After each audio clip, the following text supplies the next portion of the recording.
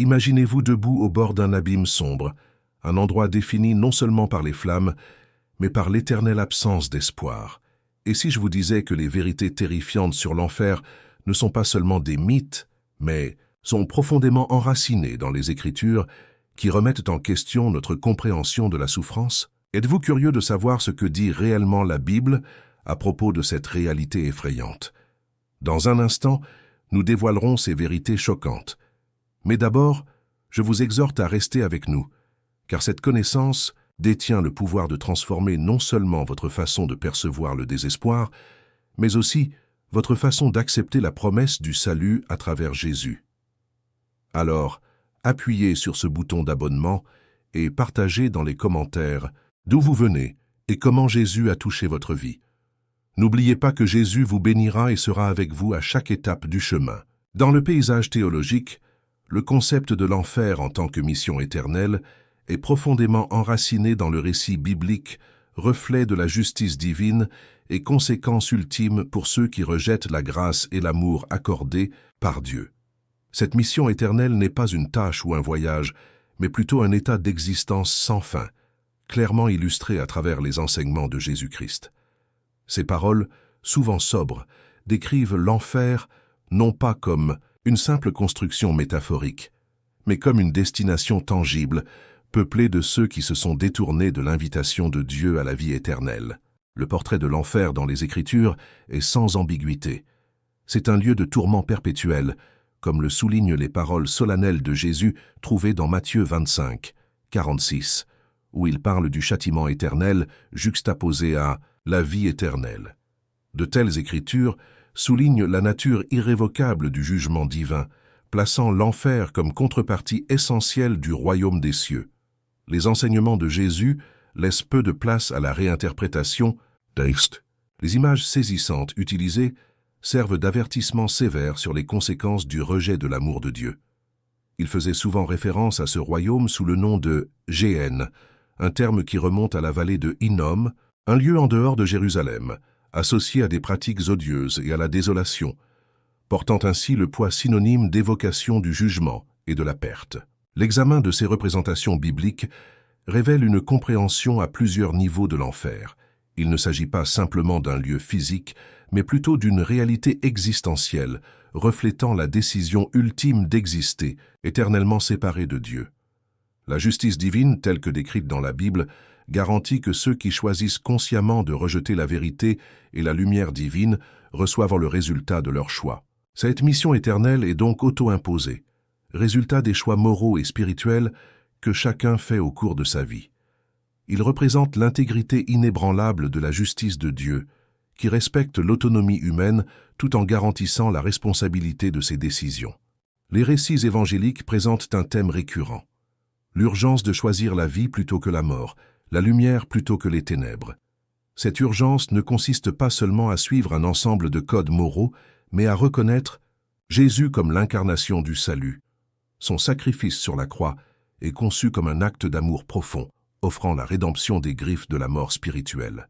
La mission éternelle de l'enfer n'est donc évitable, un vide inévitable, que lorsque cette grâce divine est ignorée ou carrément rejetée. Le discours de Jésus sur la nature éternelle de l'enfer n'a pas pour but d'instiller une peur stérile, mais d'éveiller les cœurs à l'immédiateté du choix et des conséquences. C'est un appel à comprendre la nature profonde de la justice divine ancrée dans les lois spirituelles régissant l'existence. Le royaume des cieux et le royaume de l'enfer sont deux destinées tracées par un Créateur juste et aimant, dont le désir pour l'humanité penche vers le salut et la vie. La description biblique de l'enfer comme mission éternelle est un point d'ancrage théologique, apportant à la fois clarté et urgence à la foi chrétienne. C'est un rappel poignant de la réalité derrière les choix spirituels. La permanence et la gravité de l'enfer exigent une introspection honnête et une considération sérieuse de son chemin spirituel. Ces enseignements nous invitent à voir au-delà du temporel et à reconnaître le poids éternel de nos décisions, en nous ancrant dans l'amour infini offert par Jésus. Ainsi, la solennité de la représentation de l'enfer remplit son objectif: encourager la réflexion, inspirer la repentance et guider vers la subsistance de la vie éternelle liée à la présence divine. Il s'agit de reconnaître le chemin qui s'offre à nous est de choisir de s'éloigner intentionnellement de la mission éternelle de la séparation pour entrer dans l'étreinte accueillante d'une vie abondamment remplie d'amour divin. Le paradoxe de l'enfer en tant que lieu à la fois de feu inextinguible et d'obscurité totale est l'une des images d'une puissance envoûtante qui suscite une émotion intense et provoque une profonde réflexion sur la nature de la souffrance éternelle. Ces descriptions apparemment contradictoires ne sont pas faciles à concilier dans les limites de la compréhension humaine, mais elles jouent un rôle profondément symbolique en transmettant l'essence de l'enfer. Pour vraiment saisir les implications profondes de cette imagerie, il faut regarder au-delà d'une interprétation littérale, en se plongeant dans la signification théologique et métaphorique du feu et des ténèbres dans les textes bibliques. Au cœur de ce paradoxe se trouve la représentation d'une séparation complète d'avec Dieu, source de vie, de lumière et d'amour. Au temps biblique, le feu était souvent associé à la fois à la purification divine et au jugement divin. Malachie 3. 2-3 décrit Dieu comme un feu de fondeur, une force purificatrice qui brûle les impuretés. Pourtant, en enfer, le feu se transforme d'un agent de raffinage en un tourment sans fin. L'évangile de Matthieu décrit fréquemment cet environnement enflammé, notamment en 13,42, le décrivant comme une fournaise de feu, où il y aura des gémissements et des grincements de dents. Le feu de l'enfer est inextinguible, symbolisant à la fois la permanence de la damnation et l'intensité de la souffrance. Elle se caractérise par quelque chose de plus que la douleur physique. Cela reflète une agonie spirituelle enracinée dans un profond regret, une conscience consciente de la perte éternelle de la présence et de la grâce de Dieu. Il s'agit d'un feu qui ne détruit pas, mais perpétue, une angoisse durable, reflétant la justice rendue à ceux qui ont consciemment rejeté l'amour et la miséricorde divin. Pendant ce temps, l'obscurité signifie quelque chose de tout aussi profond. C'est l'absence de Dieu, qui est décrit dans la Bible comme lumière. 1 Jean 1, 5. La lumière est la manifestation de la présence de Dieu, de sa sainteté et de sa pureté. L'enfer, en revanche, est souvent décrit comme les ténèbres extérieures. Matthieu 8, 12, ce qui symbolise de manière frappante l'absence de lumière divine. Cette obscurité résume le désespoir et la solitude d'une âme éternellement coupée du Tout-Puissant. L'imagerie de l'obscurité évoque un sentiment viscéral de désolation, d'isolement et de désespoir irrémédiable. Sans lumière, il n'y a ni direction ni but, seulement désorientation et confusion. Ce concept constitue une métaphore vivante de l'aveuglement et du vide spirituel qui définissent l'existence sans Dieu. Combiner le feu et les ténèbres peut sembler une impossibilité logique sur le plan physique, mais spirituellement, ils se complètent. Ensemble, ils décrivent la nature multidimensionnelle de la souffrance en enfer, le tourment ardent du regret éternel et l'obscurité isolante d'une vie dépourvue de l'amour de Dieu. De plus, cette juxtaposition nous invite à réfléchir profondément sur les décisions actuelles concernant la foi et la vie. Cela rappelle aux croyants la dure réalité des conséquences liées à la justice divine.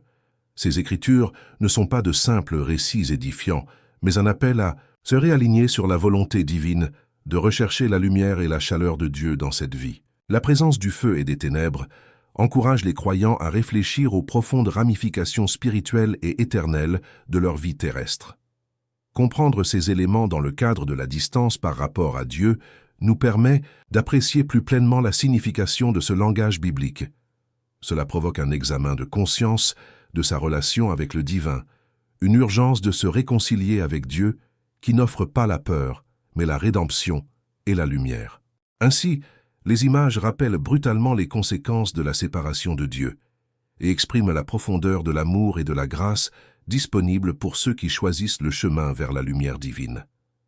Il ne s'agit pas seulement d'un récit sur la punition, mais aussi sur la justice divine et surtout la miséricorde divine. C'est pourquoi la contemplation du feu et des ténèbres offre également une invitation pleine d'espérance.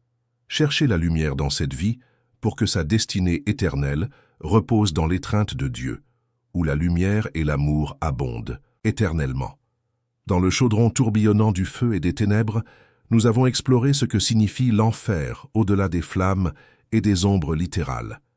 Mais penchons-nous maintenant sur une idée fausse aussi tenace que trompeuse, la représentation de Satan comme le dirigeant de ce domaine déchirant. Cette représentation a imprégné la culture populaire, le présentant comme le roi malveillant de l'enfer, supervisant les tourments endurés par les damnés. De la littérature au cinéma, nous voyons Satan dans cette position autoritaire, figure de proue diabolique savourant la souffrance et le chaos. Cependant, le récit biblique fournit une image étonnamment différente, dans laquelle Satan n'est pas le tyran triomphant qui préside l'enfer, mais où il est lui-même l'objet du jugement et de la condamnation. Cette perspective jette une lumière significative sur les véritables conséquences du défi à l'ordre divin. Dans des passages comme Apocalypse 20, 10, nous lisons clairement que le diable qui les avait séduits fut jeté dans l'étang de feu et de soufre où étaient la bête et le faux prophète, et ils seront tourmentés jour et nuit pour toujours et à jamais. Ces mots sont définitifs, ne laissant aucune place à l'autorité ou au contrôle. Ils décrivent la punition et la souffrance éternelle. Comprendre le destin ultime de Satan, tel que décrit dans les Écritures, remodèle notre conception de l'enfer. Dans Matthieu 25, 41, Jésus parle du feu éternel, préparé pour le diable et ses anges. Il ne s'agit pas d'un royaume dans lequel Satan exerce une influence ou une domination, mais d'un royaume désigné pour son tourment perpétuel. Cette perspective renverse l'image du règne de Satan, révélant la victoire globale de la justice divine sur la rébellion. La vision de Satan condamné fait plus que rectifier un malentendu. Il souligne un thème central. La rébellion contre le divin ne mène pas au pouvoir, mais à la perdition. Dans les discussions théologiques, cela est souvent souligné pour illustrer la gravité du défi spirituel, montrant qu'aucune créature, quel que soit son pouvoir ou son statut, n'est à l'abri du jugement divin. La chute de Satan, un être, d'une puissance et d'une beauté considérables, incarne les conséquences tragiques d'une insurrection orgueilleuse. Percevoir Satan comme une créature destinée au châtiment revient à reconnaître le récit biblique plus large sur la justice et la miséricorde. La justice de Dieu exige que l'on s'attaque à la rébellion, et la condamnation de Satan est l'incarnation même de ce principe. Pourtant, cette vérité constitue également un contraste profond avec le pouvoir transformateur de la miséricorde divine offert à l'humanité. Contrairement aux anges déchus, l'humanité bénéficie de la grâce de la rédemption par l'intermédiaire du Christ, une grâce que Satan a rejetée. Cette compréhension encourage une réflexion plus profonde sur le but de l'enfer lui-même. Ce n'est pas simplement un lieu, mais un état de justice. C'est la manifestation d'une sainte réponse à l'injustice et à la tromperie, une récompense pour une pure malveillance. Lorsque nous interprétons mal la nature du rôle de Satan, nous diluons par inadvertance la profonde compréhension de la justice divine décrite dans le récit biblique. De plus, comprendre Satan comme condamné plutôt que fortifié fournit une perspective éclairante sur nos propres vies. Cela nous appelle à réfléchir sur la justice et la miséricorde qui pèsent sur le destin de l'humanité. Rejeter la voie de rébellion de Satan et embrasser la grâce de Dieu devient un choix de plus en plus urgent, un choix qui détermine les résultats éternels. L'attrait du pouvoir, du contrôle et de l'orgueil qui a conduit à la chute de Satan constitue un récit édifiant, nous incitant à rechercher le chemin divin pavé par l'humilité et la foi. En contemplant ces vérités, nous réalisons que le récit de la condamnation de Satan souligne non seulement la sévère justice de Dieu, mais aussi le vaste abîme entre le divin et le démoniaque. Cette histoire devient un phare, pointant vers une vie alignée sur la volonté divine, promettant la paix et la rédemption plutôt qu'une séparation éternelle. L'histoire de Satan est un rappel choquant que toutes les actions entraînent des conséquences spirituelles, mettant en évidence les tristes réalités du jugement et de la grâce. Alors que nous nous penchons sur les idées fausses sur la seconde chance post-mortem, que cette compréhension nous rappelle le point culminant des choix faits dans cette vie. Le chemin du défi ne mène qu'à la destruction, tandis que le chemin de la grâce mène à la vie éternelle. Rejeter le sort de Satan devient non seulement un espoir d'éviter la condamnation, mais une poursuite active de l'appel divin qui nous est proposé. En explorant ce que l'on croit à propos de la finalité de l'enfer, nous traversons un réseau complexe de questions éternelles et de croyances profondément ancrées. La notion d'absence de seconde chance après la mort se heurte souvent à la quête omniprésente de sens et de justice, en particulier dans un monde rempli d'opportunités éphémères de rédemption et de renouveau. Enraciné dans les enseignements bibliques trouvés dans Hébreux 9, 27, il est déclaré « Tout comme les hommes sont destinés à mourir une fois, puis à subir le jugement, le concept de destinée éternelle n'est pas laissé à l'ambiguïté. L'Écriture le dit clairement, les choix faits dans cette vie résonnent dans l'éternité. Mais pourquoi cette vérité vitale est-elle intégrée au grand récit de l'existence humaine? Approfondissons la manière dont ces concepts s'alignent sur le riche symbolisme de la parabole de Luc 16, 19-31. Ici, Jésus dévoile l'histoire de l'homme riche et de Lazare, un récit bouillonnant d'implications morales profondes. L'homme riche, paré de luxe et finement vêtu de pourpre et de lin fin, se retrouve dans un véritable tourment après la mort, séparé par un vaste gouffre de Lazare, le pauvre qu'il a souvent ignoré. Ce dernier est réconforté par Abraham. Le dialogue qui s'ensuit entre l'homme riche et instable et Abraham nous donne un aperçu essentiel de la nature irrévocable du destin éternel de chacun post-mortem. En illustrant ce récit, Jésus souligne la réalité selon laquelle le jugement après la mort est immédiat et qu'il n'existe aucune autre opportunité de changer sa destination éternelle. L'homme riche, conscient de son sort, implore la miséricorde, non plus pour lui-même mais pour sa famille encore en vie. Cependant, le sort de Lazare et de l'homme riche est scellé. Cette parabole riche en symboles exprime l'urgence et l'importance cruciale des choix de vie actuels, accentuée par un sentiment d'urgence spirituelle auquel Paul fait souvent écho dans ses épîtres. Cet enseignement remet en question la doctrine réconfortante du purgatoire, une croyance soutenue par certaines traditions religieuses qui offrent un lieu ou un état de transition où les âmes ont la possibilité d'être purifiées avant d'entrer au ciel. La parabole de l'homme riche et de Lazare s'y oppose catégoriquement, soulignant qu'une fois la vie terminée, la décision est définitive, renforçant ainsi l'immédiateté du jugement. Cela nie la possibilité d'un recalibrage spirituel ou d'une rédemption au-delà de la tombe, orientant l'attention vers le moment présent.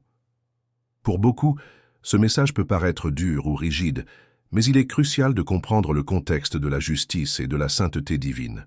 Si nous percevons la vie comme une tapisserie d'opportunités divines, un fil continu de la grâce de Dieu qui se tisse à travers notre existence quotidienne, alors les choix que nous faisons résonnent avec des conséquences éternelles. La responsabilité inhérente au don du libre arbitre est un appel solennel à s'engager de manière significative dans notre voyage spirituel pendant que le temps nous est donné. À notre époque actuelle, inondée de philosophies qui privilégient la satisfaction momentanée ou qui reportent sans cesse la réflexion spirituelle, ce chapitre appelle à une introspection et à une prise de décision immédiate. Sope, quoi ancrons-nous réellement notre vie?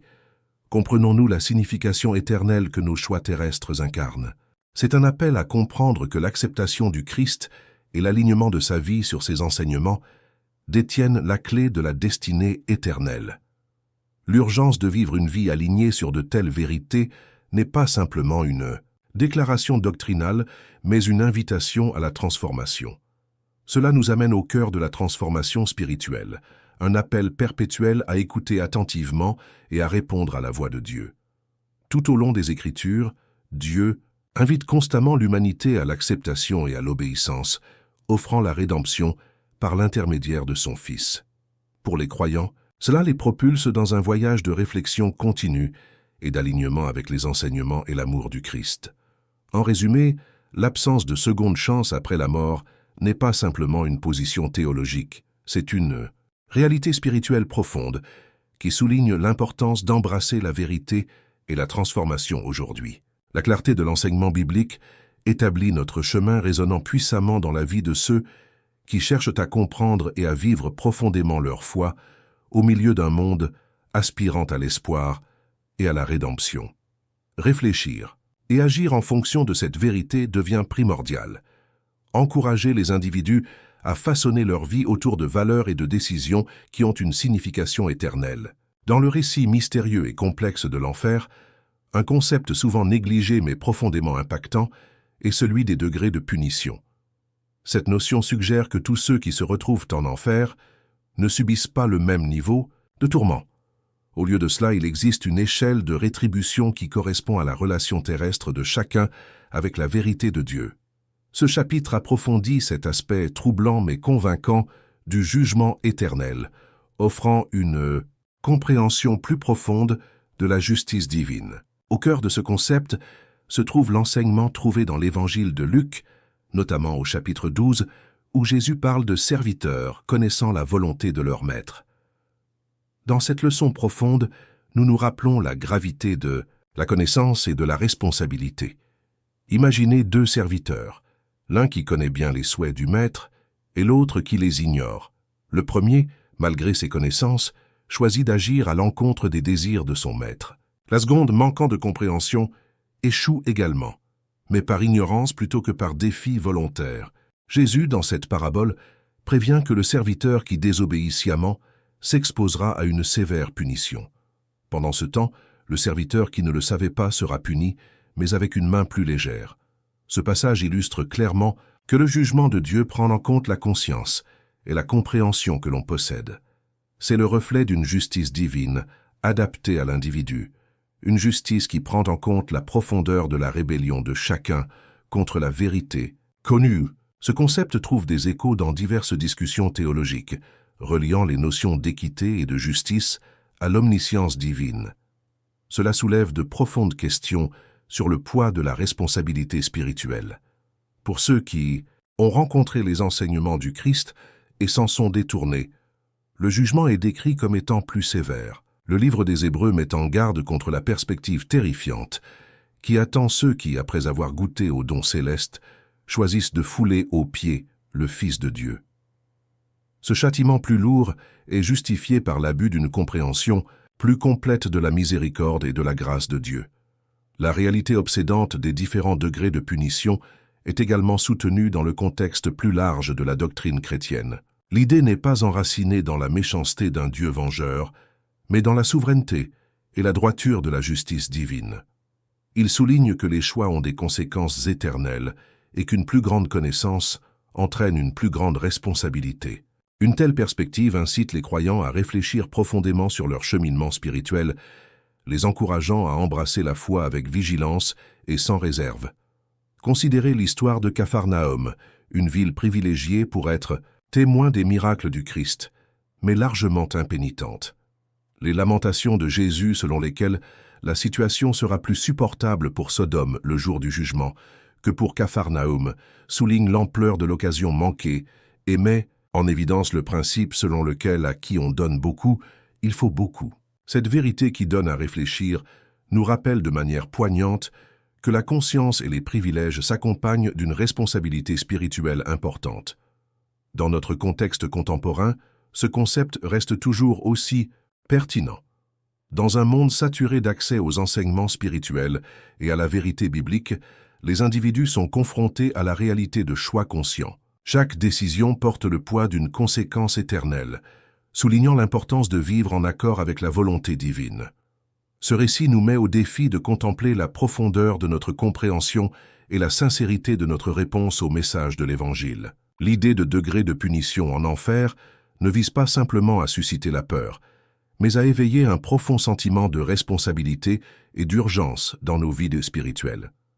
Il reflète la justice divine qui honore la sincérité, reconnaît l'ignorance et tient pour responsables ceux qui choisissent la rébellion en pleine connaissance de la vérité. Alors que nous naviguons dans les complexités de notre cheminement de foi, puisse cette compréhension inspirer un engagement plus profond à rechercher et à vivre la vérité avec intégrité et passion. En examinant le concept des degrés de punition, nous obtenons un aperçu de la nature méticuleuse et compatissante de la justice de Dieu, une justice qui reconnaît les nuances du voyage de chaque âme.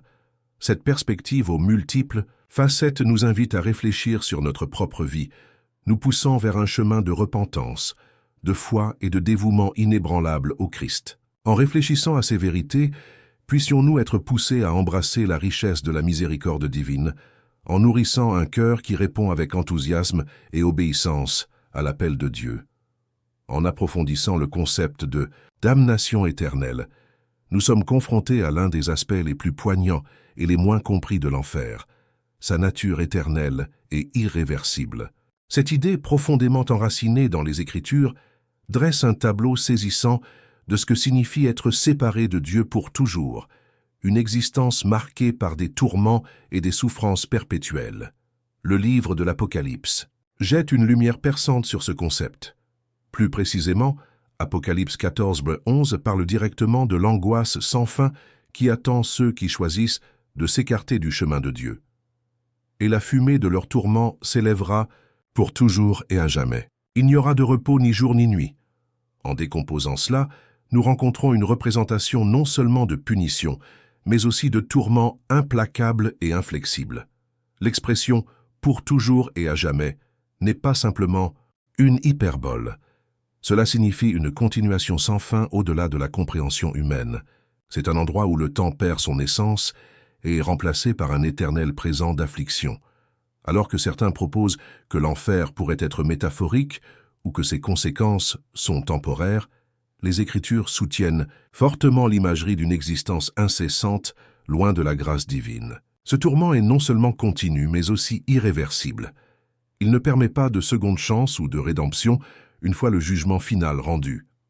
Cette compréhension s'oppose à des croyances comme l'annihilationnisme, qui postule que les âmes sont finalement détruites plutôt que tourmentées éternellement. Cependant, des textes clés comme Matthieu 25, 46 apportent des éclaircissements sur cette question. Alors, ils s'en iront au châtiment éternel, mais les justes à la vie éternelle. Ici, le terme éternel s'applique symétriquement à la fois à la punition et à la vie, indiquant la permanence de chaque état. Si le ciel est éternellement heureux, il s'ensuit que l'enfer est éternellement sombre. La symétrie, utilisée dans les Écritures, ne véhicule pas seulement une comparaison, mais souligne le verdict irrévocable du destin de chaque âme basé sur ses choix terrestres. Le caractère définitif de cette décision devrait faire comprendre le caractère critique des décisions prises maintenant, avant qu'il ne soit trop tard. Dans ce contexte, l'urgence de choisir le salut devient primordiale. La vie est un moment éphémère au cours duquel nous détenons le précieux cadeau du choix. C'est l'occasion de s'aligner sur la volonté divine, qui promet une paix éternelle, contrastant fortement avec le désespoir qui nous attend en enfer.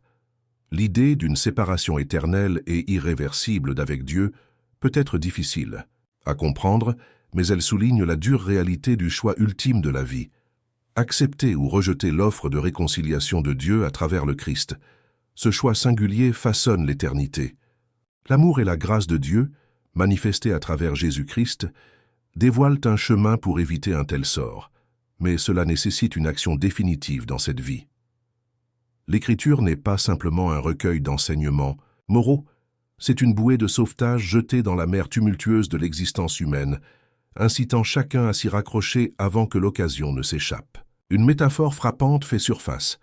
Imaginez une porte, grandiose et invitante, ouverte à l'heure actuelle, symbolisant l'invitation à la vie éternelle avec Dieu, mais elle se fermera un jour, marquant le début de l'éternité. La douleur en enfer est amplifiée par la connaissance de ce qui a été offert et rejeté. Chaque instant désormais, imprégné de la grâce de Dieu, lui rappelle que la porte reste ouverte et qu'il souhaite que personne ne périsse.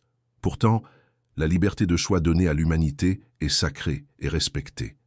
Comprendre. L'aspect éternel de l'enfer ne devrait pas seulement susciter la peur, même si la peur d'une telle issue peut agir comme un puissant facteur de motivation. Au lieu de cela, cela devrait inciter à apprécier l'œuvre rédemptrice du Christ, qui offre l'espoir à la place du désespoir. Les appels répétitifs des Écritures à la repentance et à la foi soulignent à quel point Dieu veut désespérément que nous choisissions la vie sans toutefois nous l'imposer avec force. Sans aucun doute, affronter la finalité et la tristesse de l'enfer n'est pas facile, mais cela reflète la justice de Dieu et le profond respect que Dieu a pour notre autonomie. Cela présente un paradoxe, un Dieu aimant permettant une telle fin. Pourtant, c'est cette liberté, la capacité de choisir, qui constitue la forme la plus élevée de l'amour. Ajuster nos lentilles terrestres pour voir les choix de vie à travers cette perspective éternelle peut conduire à des vies plus réfléchies et délibérées, en phase avec l'appel toujours présent de l'amour et de la grâce divin.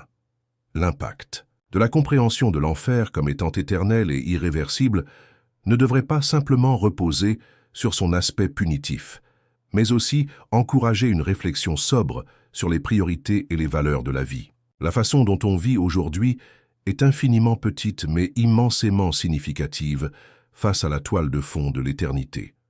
Connaître cela apporte de la clarté, de l'urgence et une nouvelle perspective sur la recherche incessante de la vérité et de la bonté qui mènent au salut.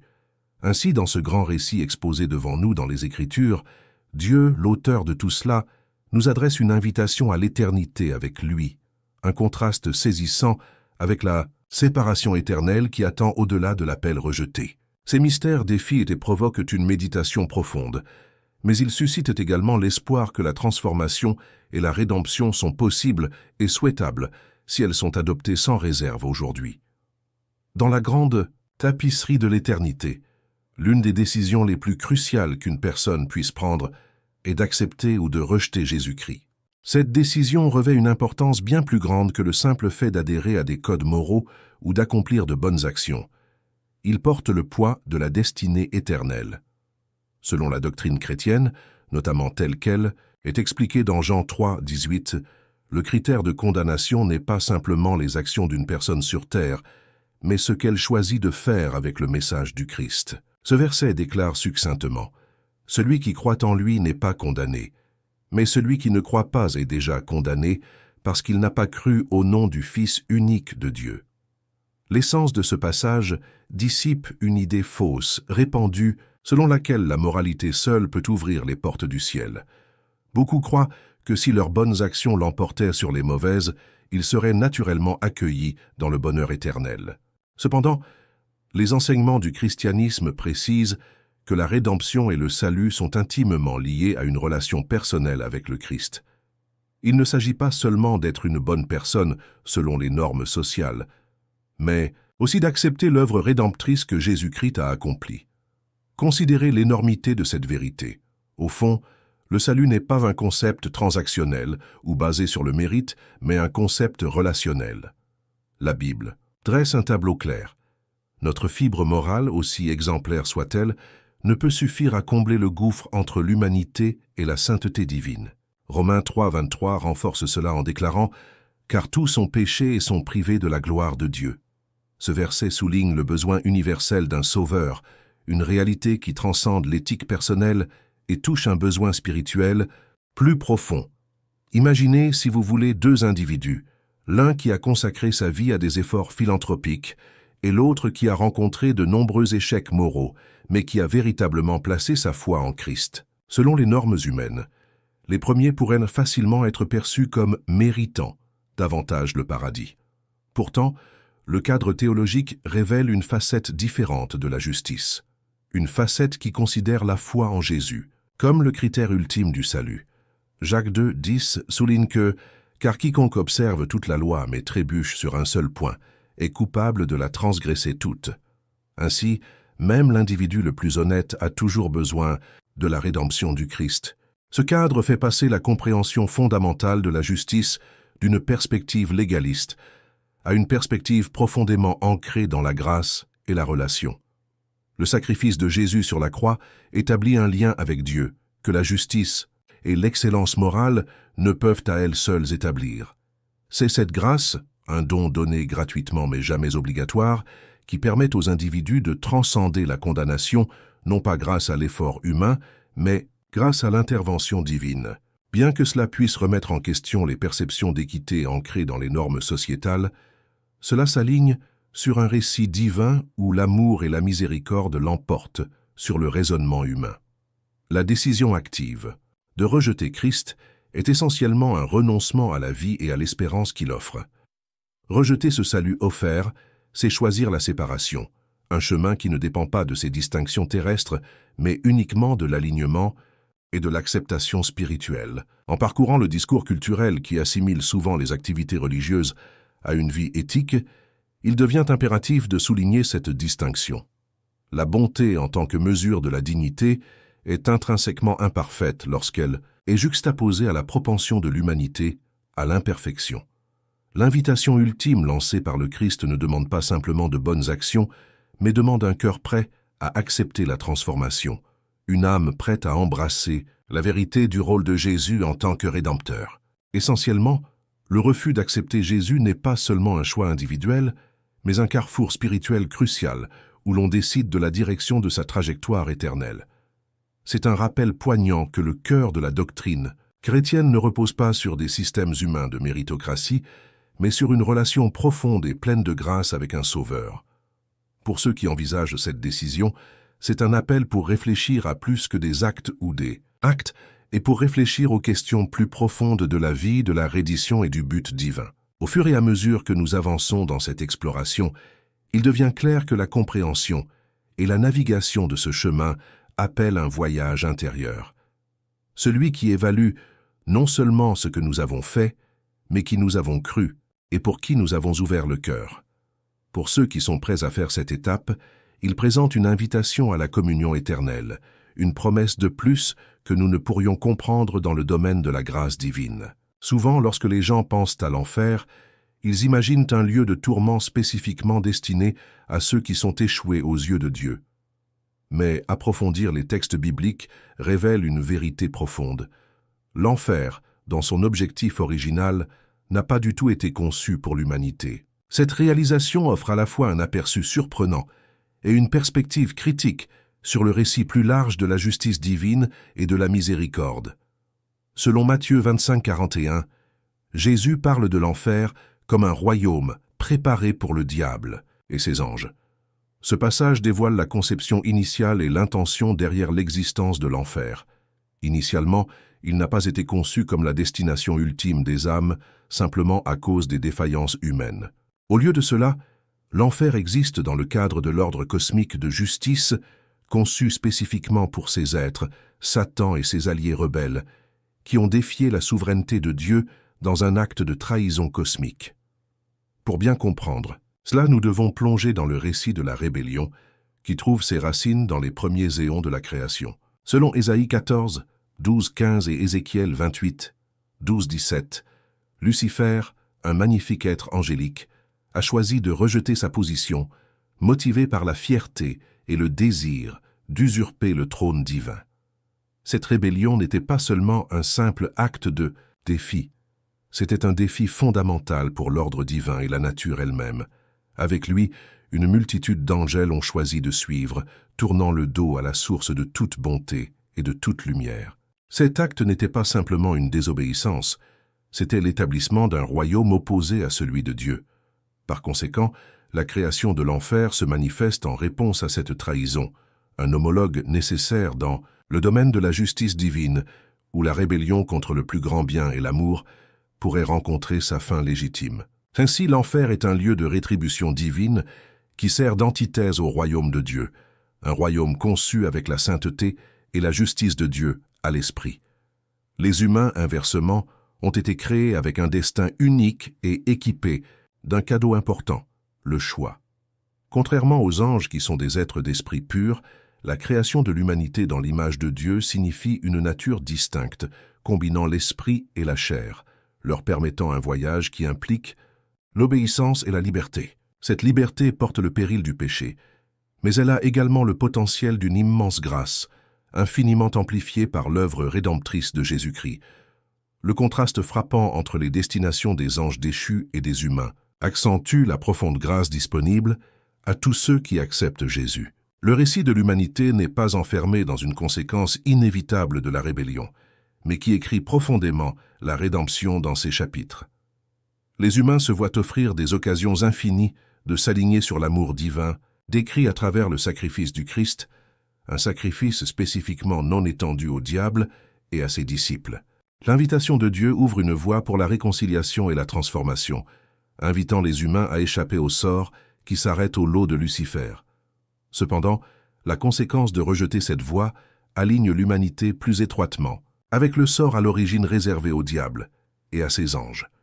Choisir le rejet du Christ ne se conduit pas seulement à l'échec moral, mais aligne son destin avec ceux qui ont d'abord défié Dieu. La tragédie n'est pas dans le péché humain lui-même, c'est dans le refus de la grâce qui pardonne et transforme ce péché. Cette compréhension remodèle comment la simple mortalité interagit avec le divin. Plutôt que de considérer l'enfer comme une menace, il est plus approprié comme un avertissement, une destination que l'on choisit plutôt que celle à laquelle on est attribué.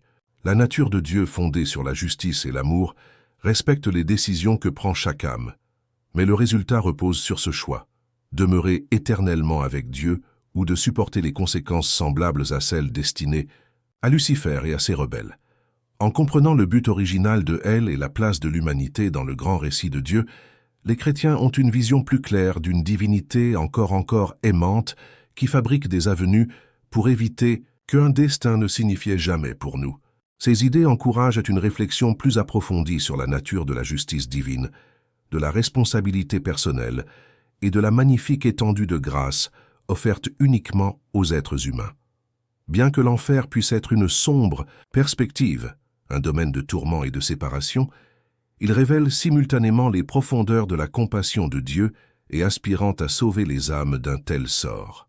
Le cœur de ce récit divin tourne autour d'une vérité puissante, le profond désir de Dieu que tous soient sauvés. La réalité obsédante de l'enfer n'est pas censée désespérer nous, mais plutôt pour éclairer la nécessité urgente d'accepter son appel au salut. 2 Pierre 3,9 articule cette patience et ce désir vivent.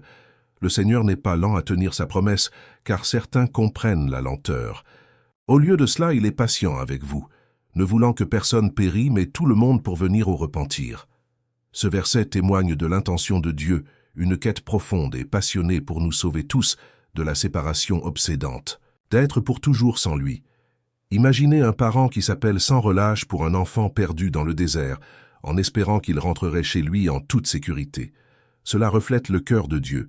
Il nous offre d'innombrables opportunités de revenir vers lui, tendant continuellement une main de grâce et de rédemption. Son désir n'est pas superficiel ou détaché, c'est profondément personnel et investi.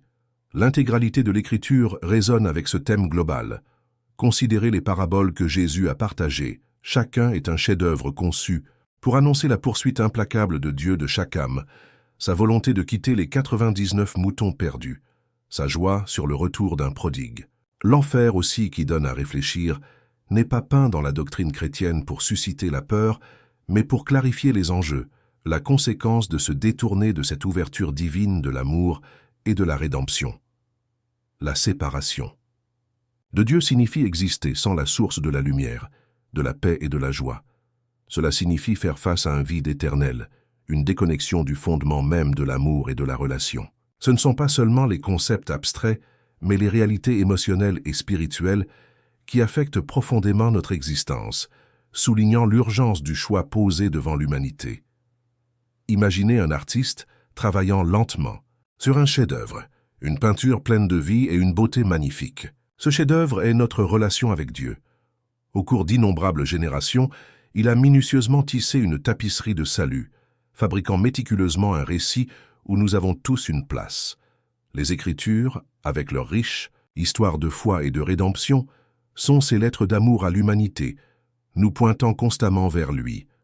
Les ouvertures historiques, les Écritures prophétiques et le sacrifice ultime du Christ sur la croix, tout en partie de ce chef-d'œuvre divin.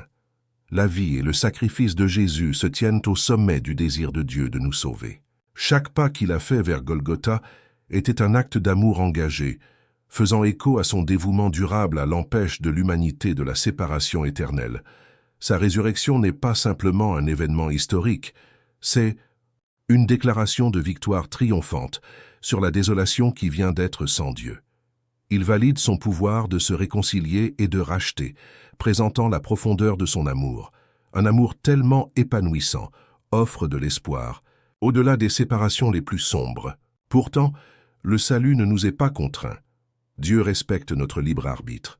Le choix d'accepter ou de rejeter sa grâce reste le nôtre.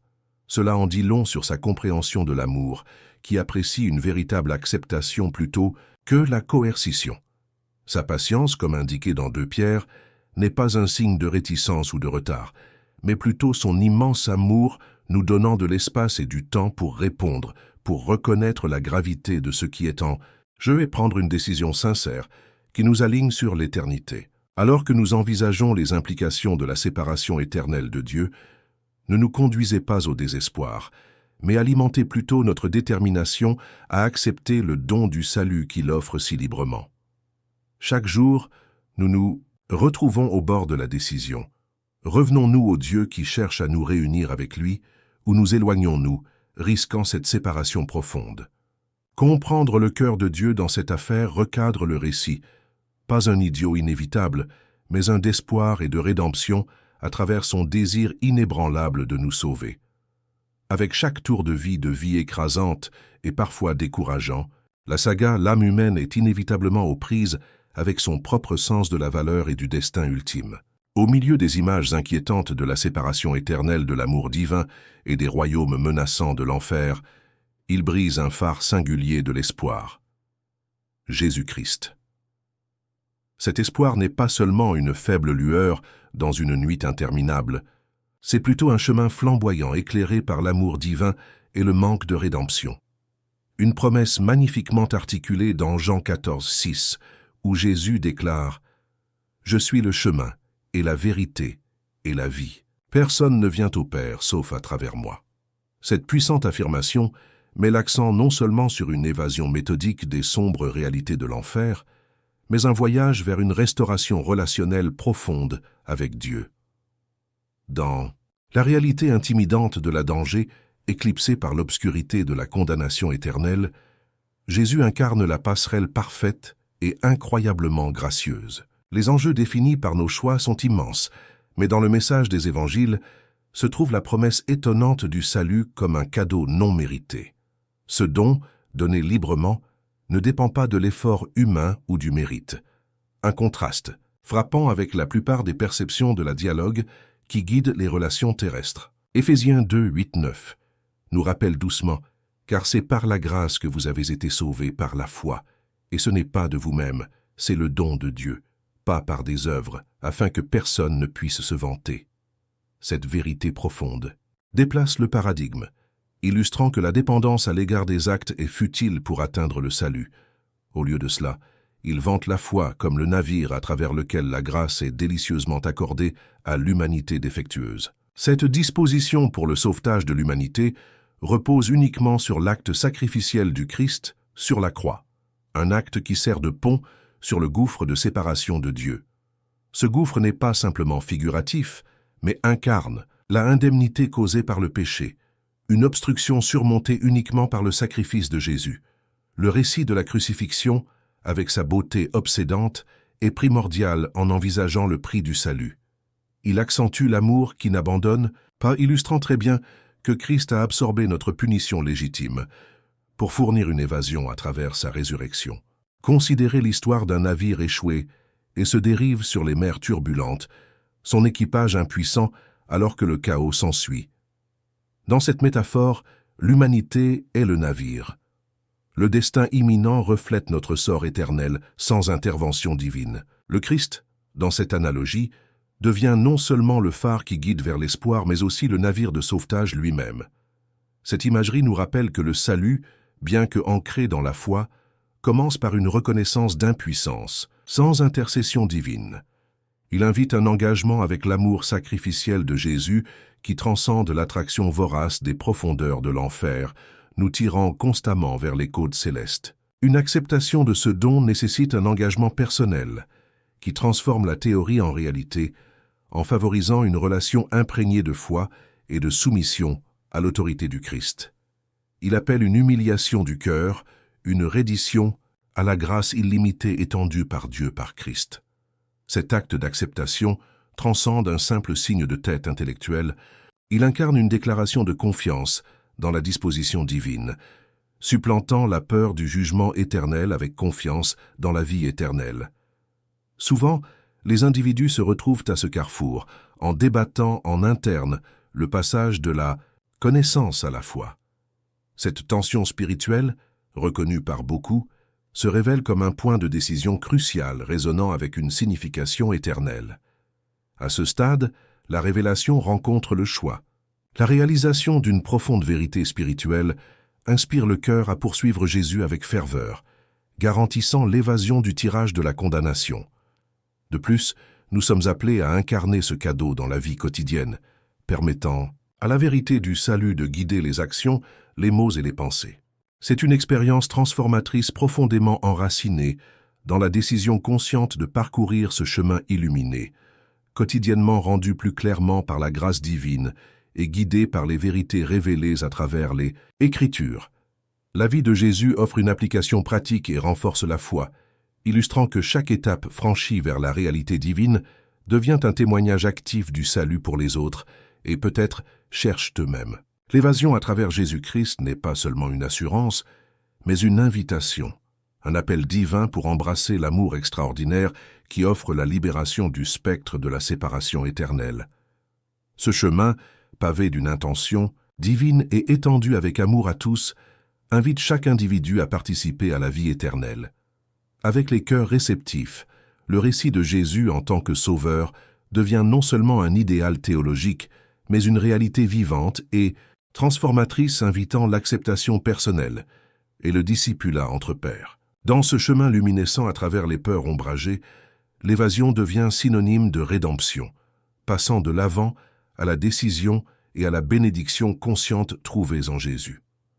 Embrasser cette vérité offre un réconfort au milieu de l'incertitude, accordant l'éternité avec Dieu comme le triomphe inévitable sur les chambres menaçants de l'enfer. Lorsque vous réfléchissez à ces vérités, permettez au message du sacrifice de Jésus de résonner à l'intérieur, exhortant une décision consciente de marcher dans ses voies, d'accepter la grâce et de poursuivre pleinement la vie divine.